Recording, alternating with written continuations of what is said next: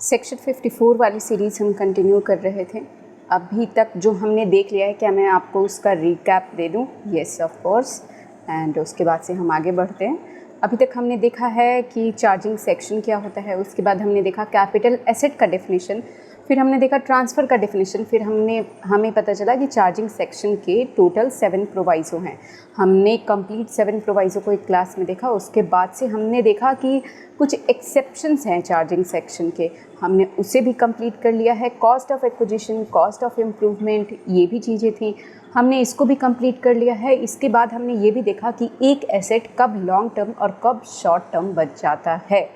इसके बाद से हमने देखा section 47, transaction not regarded as transfer. कौन कौन सी ऐसे ट्रांजैक्शन हैं जो ट्रांसफ़र आपकी मानी ही नहीं जाती हैं, जो कि चार्जिंग सेक्शन के तो सारे कंडीशन पूरी करेगी, ट्रांसफ़र के डेफिनेशन के तो सारे कंडीशन पूरी करेगी और लगेगा कि उस पर कैपिटल गेन लगना चाहिए, बट वो ट्रांजैक्शन आपकी ट्रांसफ़र ही नहीं मानी जाएगी। तो ये एक बहुत ही लंबा सेक्शन था। इसको कंप्लीट करने के बाद हम आ गए अपने सेक्शन 54 की सीरीज़ पे, जहाँ पे हमने देखा सेक्शन 54 और 54B।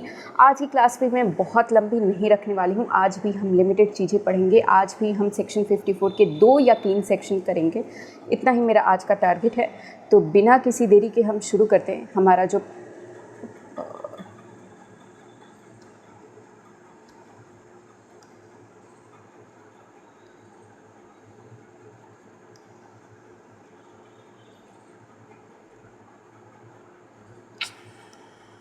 I am very sorry for this.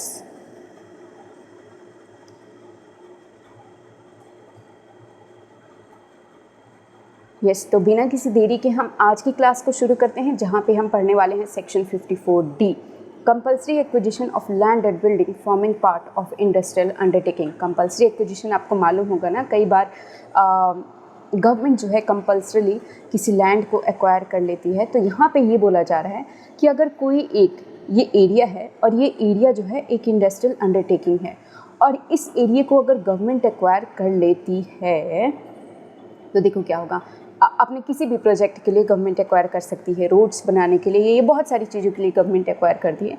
तो लैंड एंड बिल्डिंग, ये अगर मेरा इंडस्ट्रियल अंडरटेकिंग है तो यहाँ पे गवर्नमेंट क्या एक्वायर करेगी? मेरी मशीन थोड़ी ना एक्वायर करेगी, नहीं, वो इस लैंड को एक्वायर करती है ताकि इस पे वो अपने जो सर्टेन प्रोजेक्ट्स, रोड, हाईवेज जो बनाना होता है वो बनाती है। तो ये जो लैंड एंड बिल्डिंग की बात यहाँ पे कर रहे हैं, तो जब ये चीज़, ये लैंड, ये प्लॉट जब गवर्नमेंट एक्वायर करेगी तो ऑब्वियसली इस पर बनी हुई बिल्डिंग भी एक्वायर करेगी। तो ये चीज़ें यहाँ पे ये होती है कि कंपल्सरली एक्वायर कर लिया आपकी लैंड एंड बिल्डिंग को। अब मैं आपको एक ओवरव्यू दे देती हूँ, फिर हम चलेंगे सेक्शन के अंदर। सेक्शन बोलता है कि अगर आपकी लैंड एंड बिल्डिंग को गवर्नमेंट ने कंपल्सरीली एक्वायर कर लिया तो आप दूसरी जगह वो लैंड एंड बिल्डिंग, आप अपना जो इंडस्ट्रियल अंडरटेकिंग है अब आपका यहाँ से तो हट गया, तो आप क्या करेंगे? आप दूसरी जगह इंडस्ट्रियल अंडरटेकिंग अपनी बैठाएंगे। ये तो बहुत लॉजिकल सी बात है।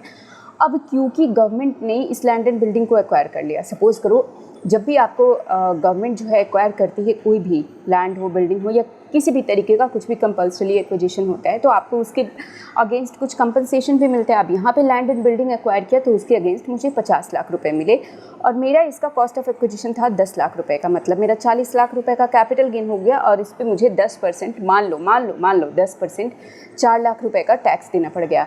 अब हो क्या रहा है यहाँ पे, देखो हार्डशिप क्या हो रही है। फालतू में, मेरा कोई इंटेंट नहीं था, मैं चाह नहीं रहा था, मुझे कुछ भी नहीं चाहिए था, मैं अपना एकदम प्रॉपर काम कर रहा था यहाँ पे, बट स्टिल मुझे 4 लाख रुपए अब मेरे पास से जाएंगे ना, मुझे 4 लाख रुपए का कैपिटल गेन का टैक्स देना पड़ गया। सेकंड हार्डशिप हुई मुझे कि अभी मैंने ये लैंड एंड बिल्डिंग 50 लाख रुपए में बेची और मेरा जो काम है वो यहाँ पे बहुत अच्छा चल रहा था। मैं तो फ्यूचर में भी नहीं सोच रहा था कि मुझे इस लैंड एंड बिल्डिंग को, इस इंडस्ट्रियल अंडरटेकिंग को किसी भी वजह से हटाना पड़ेगा कैसे भी, मैं तो ये कभी नहीं सोच रहा था। बट क्योंकि गवर्नमेंट ने एक्वायर कर लिया तो एक तो मुझे लगा कि मेरे साथ ये नाइंसाफ़ी हुई, तो चलो हो गई तो हो गई, मैं दूसरी जगह ले लूँगा, बट मुझे ना चाहते हुए भी अब इस पर कैपिटल गेन भी देना पड़ेगा। क्या पता मैं और बाद में देता या मेरे कुछ और प्लान्स होते। तो इन सारी चीज़ों को ध्यान में रख के गवर्नमेंट ने ये कहा कि जो हमने आपको ये हमने एक्वायर कर लिया और आपके ऊपर फालतू का ये जो टैक्स लग रहा था, जो कि मुझे हार्डशिप दिख रही थी गवर्नमेंट को, तो गवर्नमेंट ने कहा देखो अब यहाँ से तो आप चले गए, अब आप जाके दूसरी जगह अपनी लैंड एंड बिल्डिंग खरीदोगे और ख़रीद के आप अपनी जो भी यहाँ पे मशीन वगैरह थी आप यहाँ पे लगाओगे और आप अपनी एक नई इंडस्ट्रियल अंडरटेकिंग सेटअप करोगे दूसरी जगह। तो अगर आपने ये दूसरी जगह सेटअप कर लिया तो ये जो कैपिटल गेन है वो आपको कैपिटल गेन नहीं देना पड़ेगा, कैपिटल गेन पे टैक्स नहीं देना पड़ेगा। इंटेंट समझ जाओ, लॉ अपने आप बन जाएगा। ठीक, अब जब गवर्नमेंट ने ये कहा कि ये आपको कैपिटल गेन का टैक्स नहीं देना पड़ेगा, तो गवर्नमेंट ऑब्वियसली एक टाइम पीरियड डिसाइड करेगी। अब टाइम पीरियड मान लो 3 साल का टाइम पीरियड डिसाइड हो गया कि 3 साल के अंदर जब से आपका ये ट्रांसफ़र हुआ है, मतलब कि कंपल्सरी एक्वायर हुआ है, उसके 3 साल के अंदर आप अपना नया अंडरटेकिंग जो है सेटअप कर लेना। अब मान लो कि ये चीज़ें, ये जो ट्रांसफ़र हो रहा है, ये जो एक्विजिशन हो रहा है, ये हो रहा है 23-24 में, बट आपको मैंने 3 साल का टाइम दिया। दैट मीन्स कि 24, 25, 26, 27 तक का टाइम मेरे पास है। बट मुझे जो कैपिटल गेन का ये जो रिलैक्सेशन मिलेगा, जो एग्जेम्पशन मिलेगा, ये तो मुझे 23-24 में मिलने वाला है। तो गवर्नमेंट अब इंश्योर करेगी कि जो आपके पास 40 लाख रुपए आए, वो 40 लाख रुपए आप उसी पर्पस के लिए यूज़ करो जिस पर्पस के लिए गवर्नमेंट आपको बेनिफिट, जो ये एग्जेम्पशन जो है देना चाहती है। तो गवर्नमेंट क्या बोलेगी आपको उसके लिए कि ये जो आपके पैसे हैं ना, ये पैसे आप क्या करो, जमा करवा दो। कहाँ जमा करवा दो? कैपिटल गेन अकाउंट स्कीम में। आप इंटेंट समझ गए। अब चलो, अब हम देखते हैं सेक्शन को देखते हैं। एक बात बताओ, ये किसके लिए एप्लीकेबल हो सकता है? जो मैंने आपको सिनेरियो बताया, उस सिनेरियो को अगर हम देखें तो क्या सिर्फ ये एक इंडिविजुअल और एचयूएफ के ऊपर एप्लीकेबल होगा? क्योंकि 54 और 54B जो था वो सिर्फ एक इंडिविजुअल और एचयूएफ पे था। आपको रीज़न समझ में आ रहा होगा।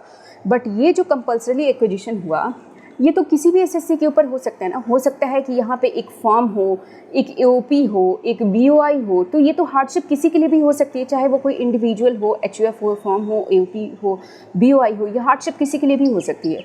तो इसलिए यहाँ पे बोला गया कि ये जो एग्जेम्पशन देंगे हम, वो एनी एसएससी, किसी भी एसएससी को देंगे जिसके साथ भी ये चीज़ें हुई हैं।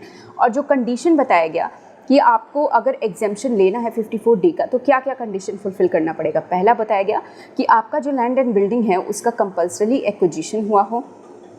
उसके बाद बोला गया ये जो लैंड एंड बिल्डिंग है should have been used for industrial undertaking for at least 2 year prior to date of transfer. कि ये जो इंडस्ट्रियल अंडरटेकिंग है, ऐसा नहीं कि ये ऐसे ही पड़ा हुआ है और एक दिन गवर्नमेंट ने इसे एक्वायर कर लिया और आपको जो है बेनिफिट मिल गया, आपको इसके ऊपर कैपिटल गेन का टैक्स नहीं देना है, आपने बाद में जाकर के आपने दूसरा इंडस्ट्रियल अंडरटेकिंग सेटअप कर लिया। नहीं, ऐसा नहीं चाहती गवर्नमेंट चाहती है कि जो आपकी इंडस्ट्रियल अंडरटेकिंग हो वो रनिंग पोजीशन में हो। रनिंग पोजीशन इंश्योर करने के लिए वो आपने देखा था कि 2 साल का टाइम पीरियड लेकर के आती है। क्या बोलती है कि आप जो है इस एसेट को, जैसे हमने 54B भी पढ़ा था कि गवर्नमेंट बोल रही कि ये जो लैंड है जो आप एग्रीकल्चरल पर्पस के लिए यूज़ कर रहे हैं, इस पर हम टैक्स नहीं लेंगे, प्रोवाइडेड ईदर यू और बाय योर पेरेंट ये 2 साल तक फॉर एग्रीकल्चरल पर्पस यूज़ हो रहा हो। ऐसे ही यहाँ पे ये जो है बोल रही है गवर्नमेंट कि ये जो लैंड एंड बिल्डिंग है ये by you, obviously by you, whoever you are, आपके द्वारा यूज़ किया गया हो। कितने साल के लिए? 2 साल के लिए। For what purpose? For industrial undertaking purpose. तो आपको लिंकिंग समझ में आ रही होगी कि सारे सेक्शन एक दूसरे से कनेक्टेड तो नहीं है किसी भी तरीके से, बट जो कंडीशन लगाई गई हैं, जो प्रोविजंस हैं सेक्शन के, वो काफ़ी हद तक सिमिलर हैं। तो याद करने में आपको कोई भी प्रॉब्लम नहीं आने वाली है। एंड दूसरी बात बोल रहे हैं, थर्ड पॉइंट जो है, थर्ड कंडीशन जो है मैं बोलूँ, एसएससी शुड परचेज और construct another land and building within 3 year from the date of transfer. जो मैंने आपको बात बताया यहाँ पे 3 साल का कि 3 साल का आपका जो डेट ऑफ ट्रांसफ़र हुआ, वहाँ से 3 साल तक का टाइम है कि आप जो है नया परचेज या कंस्ट्रक्ट करा सकते हैं लैंड एंड बिल्डिंग। ध्यान रखना, परचेज का भी ऑप्शन है और कंस्ट्रक्शन का भी ऑप्शन है। और क्योंकि अगर आप उस पर्टिकुलर ईयर में, जिस ईयर में ट्रांसफ़र किया, उस ईयर में यूटिलाइज़ नहीं कर पाए before date of filing of return of income, then the amount of capital gain, जो मतलब टाइम पीरियड है ना, मान लो कि ये 23-24 में हुआ, तो 23-24 में ये आपको टाइम पीरियड दे रहे हैं up to filing of return of income, मतलब कि सितंबर, अक्टूबर और जुलाई, whatever your date of filing is, उतने तक का आपको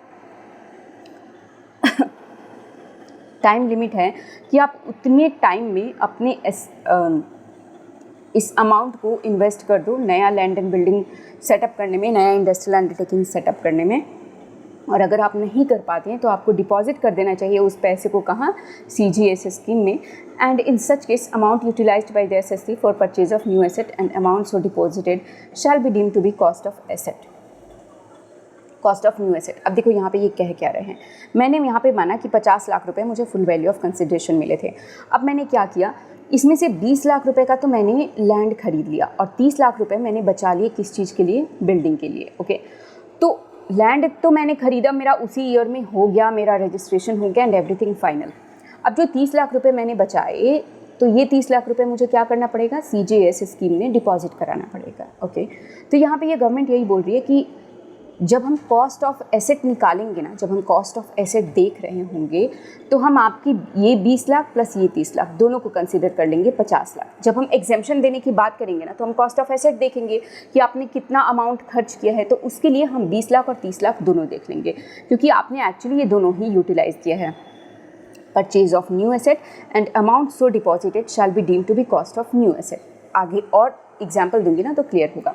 if amount of capital gain do not get utilised within 3 year, आपको सिंपल सा लॉजिक पिछली क्लास से रखते हुए आ रही हूँ कि 3 साल का टाइम पीरियड है, 3 साल में भाई आपने नहीं यूटिलाइज़ किया, मैक्सिमम टाइम पीरियड हम देखते हैं 1 साल 2 साल 3 साल, 3 साल में नहीं यूटिलाइज़ किया तो then such amount will be taxable after the expiry of 3 year. तो जैसे ही वो 3 साल खत्म होगा उस पर्टिकुलर ईयर में, नेक्स्ट फाइनेंशियल ईयर में, आप जो है 3 साल खत्म होने के from the date of transfer 3 year count किया जाएगा, not from the FY, from the date of transfer 3 साल काउंट किया जाएगा। और जिस पॉइंट ऑफ टाइम पे वो 3 साल ख़त्म होता है उसके बाद से हम उस पर्टिकुलर फाइनेंशियल ईयर में हम टैक्सेबल कर देंगे। पीछे की क्लास देख लेना, आपको और अच्छे से समझ में आ जाएगी, मैंने एक प्रैक्टिकल एग्जांपल देके बताया हुआ है। अब यहाँ पे बात करते हैं एग्जेम्पशन अमाउंट की। If cost of new asset, मैंने ये जो एग्जांपल लिया यहाँ पे कॉस्ट ऑफ न्यू एसेट क्या हो जाएगा, 50 लाख रुपये, क्योंकि हम उसको भी लेंगे जिसको हमने अमाउंट को यूटिलाइज़ किया और उस अमाउंट को भी लेंगे जो हमने CGS में जमा करा दिया। तो 50 लाख रुपये is more than long term capital gain. Long term capital gain मेरा कितना था, 40 लाख रुपए का। Then entire long term capital gain पूरा का पूरा 40 लाख एग्जेम्प्ट हो जाएगा। और अगर new agricultural, if cost of new agricultural land is less than new, not agricultural land, यहाँ पे कुछ गलती हो गई है, जो भी इंडस्ट्रियल अंडरटेकिंग का जो कॉस्ट है, मान लो कि ये अगर 30 लाख ही यूटिलाइज हो पाता और is less than long term capital gain, आपके पास जो कि लॉन्ग टर्म कैपिटल गेन है 40 लाख, तो ये कम है, तो हम आपको जितना भी आपका कॉस्ट ऑफ न्यू एसेट होगा, यहाँ पे जितना भी कॉस्ट ऑफ न्यू एसेट है वो हम आपको एग्जेम्प्ट कर देंगे। I hope you understood this. Already हम ये सारी बातें कर चुके हैं तो आपको बहुत ही क्लियरली समझ में आ रहा होगा। ट्रांसफर बिफोर 3 ईयर, इस कंडीशन की भी हम बात कर चुके हैं कि चलो मेरा ये वाला तो चला गया, इसको कंपल्सरीली एक्वायर हो गया और इसकी जगह मैंने ये वाला खरीद लिया, ओके, नो इशू। अब जबकि मैंने ये वाला ख़रीद लिया तो मुझे अपने इस नए वाले एसेट को कब तक, 3 साल तक, जब से मैंने परचेज़ किया तब से 3 साल तक नहीं बेचना है। ध्यान रखना, इस पूरे 54 की सीरीज़ में कहीं पर भी आपको फाइनेंशियल ईयर से टाइम पीरियड नहीं गिनना है। जिस ईयर से आपने परचेज़ या ट्रांसफ़र किया उस दिन से आपको टाइम पीरियड गिनना है। Before 3 year from the date of its acquisition construction, then cost of asset will be reduced by capital gain exempted earlier. As per section 50, capital gain on building will always be short term since building is a depreciable asset. That is a separate point. चलो इसको discuss कर लेते हैं। वैसे तो मैंने बहुत ही अच्छा एग्जाम्पल दिया है पिछली क्लास में, बट एक बार फिर से दे देती हूँ, कोई बात नहीं है।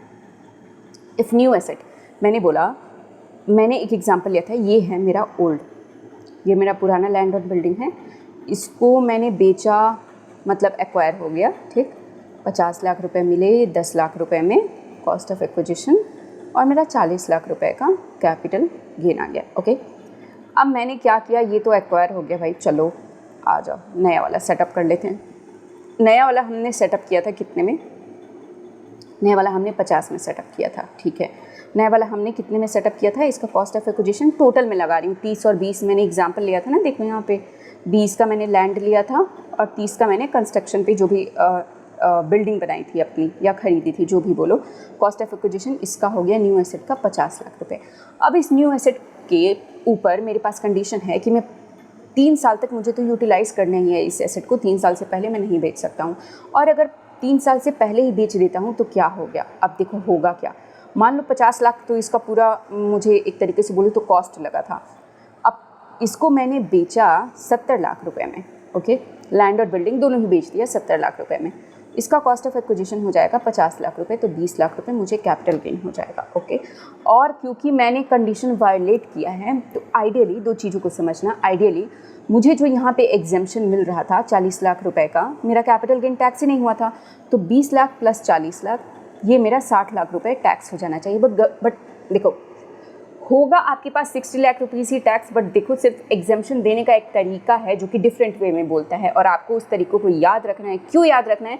क्योंकि एग्ज़ाम में आपको मार्क्स ऐसे ही मिलने वाले हैं। ठीक, अब मेरा होना यही चाहिए, यही होना चाहिए, यही होगा। अब कैसे ये होगा? अब गवर्नमेंट आपको बोलेगी आप ऐसे दिखाओ, आप इसको 70 लाख दिखाओ, कॉस्ट ऑफ एक्विजिशन को ऐसे करो। कॉस्ट ऑफ एक्विजिशन क्या था आपका? 50 लाख था, ठीक, लेकिन आप वो अमाउंट माइनस कर दो जो हमने आपको पहले दिया था एग्जेम्पशन। तो कितना दिया था? 40 लाख रुपए का एग्जेम्पशन दिया था, इसमें से 40 लाख माइनस कर देंगे, 10 लाख रुपए।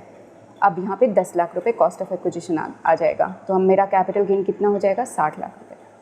हुआ वही जो मैंने इसको, बस बोलने का तरीका दूसरा है और कुछ नहीं है। तो आई होप कि आपको समझ में आ गया होगा। इस चीज़ को याद रखना कि यहाँ पे जो बोलना है, और हमें वैसे ही बोलना है एग्ज़ाम में जैसे हमसे इंस्टीट्यूट या लॉ बुलवाना चाहता है, ऑब्वियसली, क्योंकि तभी आपको मार्क्स मिलेंगे।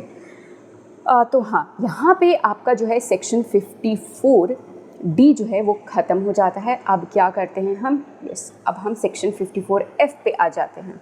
अब हमारे पास है सेक्शन 54F। देखो, मैंने अभी तक आपको जो भी सेक्शन पढ़ाया होगा, आपको ऐसा लग रहा होगा कि काफ़ी सारी चीज़ें रिपीटेड हैं, ओके, बट ये सेक्शन थोड़ा सा अलग मिलेगा। ऑब्वियसली काफ़ी सारी चीज़ें हैं रिपीटेड, क्योंकि इन सारे सेक्शन का ना एक ही इंटेंट था कि हमें एसएससी को कुछ बेनिफिट देना है।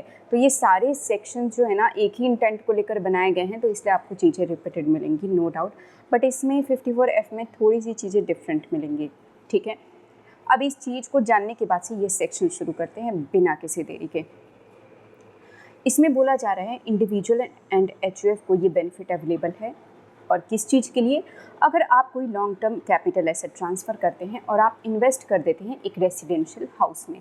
आप एक लॉन्ग टर्म कैपिटल एसेट कुछ भी हो सकता है, मैंने बोला मैंने एक ज्वेलरी ट्रांसफ़र किया, या फिर कोई पेंटिंग ट्रांसफ़र कर दी, या फिर कोई आर्कियोलॉजिकल कलेक्शन ट्रांसफ़र कर दिया, या फिर कुछ भी अदरवाइज़ मैंने कोई भी लॉन्ग टर्म कैपिटल एसेट, यहाँ पे बोल रहे हैं मैंने कुछ शेयर्स ट्रांसफ़र कर दिए और मैंने इन्वेस्ट कर दिया। कहाँ इन्वेस्ट कर दिया? एक रेसिडेंशियल हाउस में, ठीक। अब बोलते हैं इसके लिए आपको कंडीशन कुछ फुलफ़िल करना पड़ेगा सेक्शन 54 का एग्जेम्पशन पाने के लिए। सबसे पहला जो कंडीशन है कि आपने जो एसेट, ये जो एसेट ट्रांसफ़र किया है, ये आपका लॉन्ग टर्म वाला कैपिटल एसेट होना चाहिए, शॉर्ट टर्म नहीं होना चाहिए। एक बात को ध्यान रखना, सेक्शन 54 और 54F दोनों में ही आपको लॉन्ग टर्म कैपिटल एसेट की बात बोली गई है, और 54B और डी में जो है आपको बोला गया है शॉर्ट टर्म या लॉन्ग टर्म कुछ भी हो, हम आपको एग्जेम्पशन दे देंगे। तो पहला पॉइंट है कंडीशन का, वो बोलते हैं कि लॉन्ग टर्म कैपिटल एसेट होना चाहिए अदर देन रेसिडेंशियल हाउस। अब देखो एक चीज़ का ध्यान दो, मैंने यहाँ पे बोल रहा ज्वेलरी, कोई आर्कियोलॉजिकल कलेक्शन, कोई स्कल्पचर्स या कुछ भी हम ट्रांसफ़र कर रहे हैं, बट मैंने रेसिडेंशियल हाउस नहीं बोला। क्यों नहीं बोला? क्योंकि आपका हाउस टू हाउस वाला जो केस था वो 54 में कवर हो गया था। अब आपको समझ में आ गया होगा।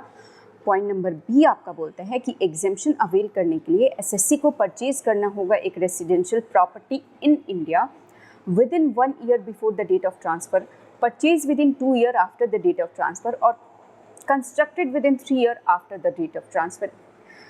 ये जो कंडीशंस हैं ना, ये सेम एज सेक्शन 54 है। आपको ध्यान आ रहा होगा ये चीज़ कि ये जो कंडीशन है, ये सेक्शन 54 में भी सेम यही बातें लिखी हुई थी कि आपने एक हाउस को सेल किया और दूसरा हाउस खरीद लिया। यहाँ पे बोल रहे हैं एक रेसिडेंशियल हाउस के अलावा आप कोई भी अदरवाइज कैपिटल एसेट सेल करते हो और आप एक रेसिडेंशियल हाउस परचेज कर लेते हो, और जो उसके लिए टाइम पीरियड दिया गया है वो ये टाइम पीरियड है।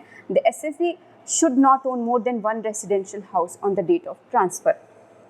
और चलो मैं आपको मिस्टर ए का एक एग्जांपल देती हूँ। ये मिस्टर ए हैं, इनके पास ज्वेलरी थी, इनके पास कुछ शेयर्स थे और इनके पास एक रेसिडेंशियल हाउस था।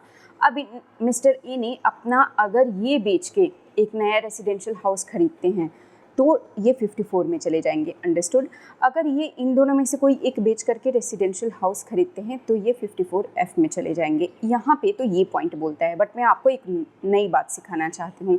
क्या कि अगर ज्वेलरी है, शेयर्स हैं, रेसिडेंशियल हाउस है, एक और रेसिडेंशियल हाउस है, और मिस्टर ए ने इन दोनों में से किसी एक को बेच के एक नया रेसिडेंशियल हाउस लिया, क्या 54 का एग्जेम्पशन मिलेगा? The answer would be no, नहीं मिलेगा, क्योंकि साफ आपको लॉ बोलता है कि आप एक से ज़्यादा रेसिडेंशियल हाउस ओन नहीं करने चाहिए। मतलब जो आप एक्वायर कर रहे हैं उसको छोड़ करके बोला गया है कि आपके पास ये नहीं होना चाहिए, सिर्फ एक ही हाउस आप ओन कर रहे हो, तभी आपको ये 54F का बेनिफिट मिलेगा। The SSC should not purchase any other residential house for a period of 2 year और construct any other residential house for a period of 3 year. आगे ये भी बात बोली जा रही है कि आपने अगर कोई कैपिटल एसेट बेच करके एक रेसिडेंशियल हाउस खरीद लिया तो आने वाले 2 सालों तक आप कोई अदर रेसिडेंशियल हाउस नहीं खरीदेंगे और 3 सालों तक आप किसी हाउस का कंस्ट्रक्शन नहीं करवाएंगे। आगे देखो, एक आपको ये डिफरेंस वाला पॉइंट मिला होगा, ठीक। बाकी तो अभी तक चीज़ें बहुत ही प्लेन रही होंगी, सिर्फ 2 ही जगह डिफरेंस है। मैंने आपको बोला ना, डिफरेंस है, एक इंटेंट को लेके बनाया गया है, डिफरेंस है इसमें नो डाउट, बट 1 से 2 जगह आपको मिलेगा। एक आपको ये मिल गया, एक आपको आगे और मिलेगा। आगे आपका बोलता है कैपिटल गेन अकाउंट स्कीम। मैं आपको इसके पीछे का भी लॉजिक बता चुकी हूँ कि गवर्नमेंट ये मेक श्योर करेगी कि आपको जो बेनिफिट देना चाहती है वो आप उसी पर्पज़ के लिए यूटिलाइज़ कर रहे हैं, और उसी पर्पज़ के लिए यूटिलाइज़ कर रहे हैं को डिफ़ाइन करने के लिए वो ये चीज़ इंश्योर करेगी कि आपने उस पैसे को, जैसे कि मैंने एक रेसिडेंशियल हाउस या फिर ज्वेलरी अगर बेचा तो इसको मैं एक रेसिडेंशियल हाउस खरीदने में ही लगा रहा हूँ। इस चीज़ को इंश्योर करने के लिए अगर 1 साल में, क्योंकि टाइम पीरियड आपके पास 1 साल, 2 साल, 3 साल, मैक्सिमम 3 साल का है, और आपको जो बेनिफिट है वो तो उस पर्टिकुलर ईयर में ही मिल जाना है। हो सकता है आप उस पर्टिकुलर ईयर में कोई काम इनिशिएट ही ना कर पाओ, आप प्लान बना रहे हो जो कि 3 साल में एग्जीक्यूट होगा, तो आपको गवर्नमेंट क्या बोलेगी? नहीं खर्च कर पाए, कोई बात नहीं, उस पैसे को कैपिटल गेन अकाउंट स्कीम में जमा करा दो। Utilized by the SSC for purchase of new asset, an amount so deposited shall be deemed to be cost of new asset। और जितना भी अमाउंट आपने डिपॉजिट करवाया, मान लो आपको मिले, एक ज्वेलरी को बेचने पे आपको 60 लाख रुपए मिले, बट आपने जो डिपॉजिट कराया वो 30 लाख रुपए ही कराया, तो कॉस्ट ऑफ न्यू एसेट हम 30 लाख रुपए ही मानेंगे। और कैपिटल गेन जो है, अगर 2 से 3 साल के अंदर, 2 साल परचेज के लिए और 3 साल जो है कंस्ट्रक्शन के लिए बोल रहे हैं। अगर आप परचेज कर रहे हैं तो ध्यान रखना आपका टाइम पीरियड 2 साल है, अगर आप कंस्ट्रक्शन करवा रहे हैं तो आपका टाइम पीरियड 3 साल है from the date of transfer. तो then such amount will be taxable after the expiry of 2 to 3 year. तो अगर आपने उसे परचेज या कंस्ट्रक्शन नहीं करवाया तो 2 या 3 साल के बाद आपका वो कैपिटल एसेट क्या हो जाएगा? टैक्सेबल हो जाएगा। अब बात करते हैं एग्जेम्पशन अमाउंट की। इसमें मैंने बोला कि 2 जगह डिफरेंस है, एक आपको तो यहाँ दिख गया और दूसरा आपको दिखेगा यहाँ, कि यहाँ पे जो एग्जेम्पशन मिलता है वो लिटिल बिट डिफरेंट मिलता है। अर्लियर जो हमने एग्जेम्पशन अमाउंट पढ़ा है वो क्या पढ़ा है कि अगर हमने देखा कि आपका जो कैपिटल गेन है वो 50 लाख रुपए है, ओके। अब हमने देखा कि आपने जो कॉस्ट ऑफ एसेट है वो आपका 50 लाख रुपए है या 60 लाख रुपए है, तो आपको पूरा का पूरा 50 लाख एग्जेम्प्ट हो जाएगा। अगर यह आपका कॉस्ट ऑफ एसेट 30 लाख रुपए है तो आपका 30 लाख रुपए एग्जेम्प्ट हो जाएगा। बट यहाँ पे जो एग्जेम्पशन मिलता है वो आपको मिलता है यूनिटरी मेथड के बेसिस पे, ठीक। अब यहाँ पे क्या मिलता है, मान लो लॉन्ग टर्म कैपिटल गेन आपका हो गया 50 लाख रुपए, बट आपने जो कॉस्ट खरीदा वो आपको कॉस्ट जो है, कॉस्ट ऑफ न्यू हाउस, वो आपको पड़ा 30 लाख रुपए का, और आपका जो नेट कंसिडरेशन था, जो ये जो लॉन्ग टर्म कैपिटल गेन आया होगा वो आपने कोई एसेट सेल किया होगा तो उसके बदले आपको कुछ कंसिडरेशन मिला होगा ना, तो आपको नेट कंसिडरेशन जो था वो 80 लाख रुपए था। तो यहाँ पे अब ये जो अमाउंट निकल के आएगा ये मेरा एग्जेम्पशन अमाउंट होगा कैपिटल गेन का।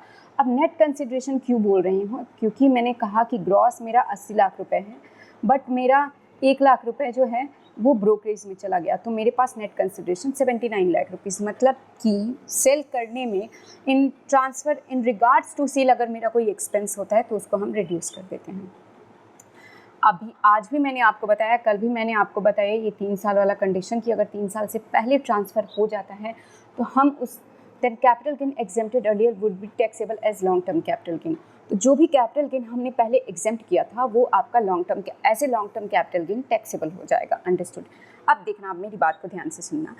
उधर जो हमने 3 ईयर वाला कंडीशन पढ़ा था उसमें था कि आप कॉस्ट ऑफ जो एसेट है उससे माइनस करते थे, जो पहले हमने आपको एग्जेम्पशन दिया था। यहाँ पे बोल रहे हैं कि सीधे सीधे जो भी हमने आपको पहले एग्जेम्पशन दिया हो, जैसे पहले हमने 50 लाख रुपए एग्जेम्प्ट किया था और 3 साल से पहले अगर आपने ट्रांसफ़र कर लिया तो आपका पूरा सीधे डायरेक्टली कोई भी अदर कैलकुलेशन आपको अपनाना नहीं है, आपका पूरा 50 लाख रुपए उठा के हम टैक्स कर देंगे। अंडरस्टूड, ठीक है। पॉइंट टू रिमेंबर पढ़ लेते हैं। अभी तक आई होप कि आपको कोई दिक्कत नहीं आई होगी। एक ही बात को ध्यान रखना, थोड़ा सा ये सेक्शन डिफरेंस है। कहाँ पे डिफरेंस है? एक मैंने आपको बताया कि यहाँ पे शुड नॉट परचेज वाला जो पॉइंट है, और दूसरा आपको long term capital gain avail करने का जो तरीका है वो थोड़ा सा अलग है, ठीक। पॉइंट टू रिमेंबर पढ़ते हैं।